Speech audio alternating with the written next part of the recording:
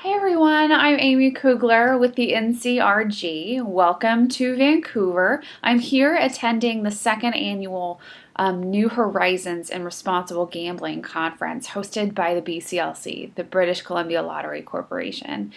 This is a great opportunity for stakeholders around the world, whether that's the government, officials, corporations, lotteries, casino operators, researchers, clinicians, you name it, everyone's here to talk about what responsible gambling really means on an international level. So we're here to build partnerships, both establish those who are see our partners and hang out with them for a little bit, as well as build new partnerships. But I wanted to bring a couple of key insights from the first day of the conference. First off, they made a huge announcement yesterday. The BCLC has funded $2 million to create the Center for Gambling Research at the University of British Columbia. This is going to be held in the psychology department, and we're really excited to see what kinds of research come out of this new area within the University of British Columbia.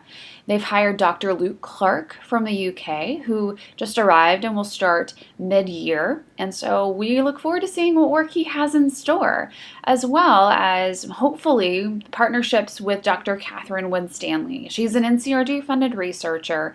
You might remember her from the NCRG blog post about the gambling rats. Her posters were everywhere during the conference with her and her colleagues at the University of British Columbia. So we're really proud of her work, and we really hope that she and Dr. Clark can work on some new, exciting, innovative research to increase our understanding of gambling disorders. The main highlight for me of yesterday's conference not only was the announcement of new research centers happening in Canada, but it was the revisiting of the Reno Model 10 years later. For those of you who don't know, go back and check Gambling Disorders 360, because I know we've done many blogs about the Reno Model, but the primer is that 10 years ago, Doctors Alex Blazinski, Howard Schaefer, and Bob Ledessour got together to build a framework for what responsible gaming should look like. What are the best practices? What should we consider when we're creating responsible gaming programs? And Bob Ledessour yesterday simplified it into the three principles. First, responsible gambling allows the decision to belong to the individual. So it centers on that premise. Two is that different stakeholders with different motives, different goals, can work together for the same agenda. And we've talked about this many times through partnerships. Casino operators, the NCRG, clinicians, academics, researchers, everyone can work together to address this issue, even if we have different goals. We can also work together to bring awareness. And the third, and I think the most important, is that the framework for responsible gaming programs needs to be embedded into science.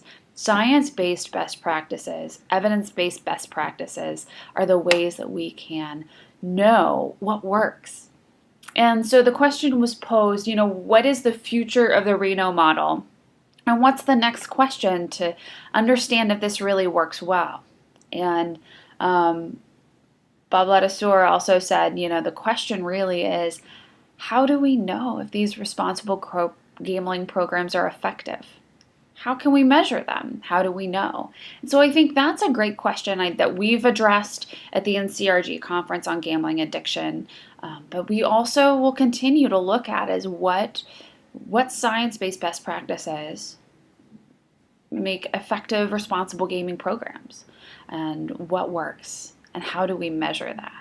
So I will leave that question to you to ponder as I head to the New Horizons conference for the second day. And I hope to be sharing some more on Twitter at the NCRG or on Facebook with the NCRG's Facebook page. You can also follow the hashtag HorizonsRG for more details.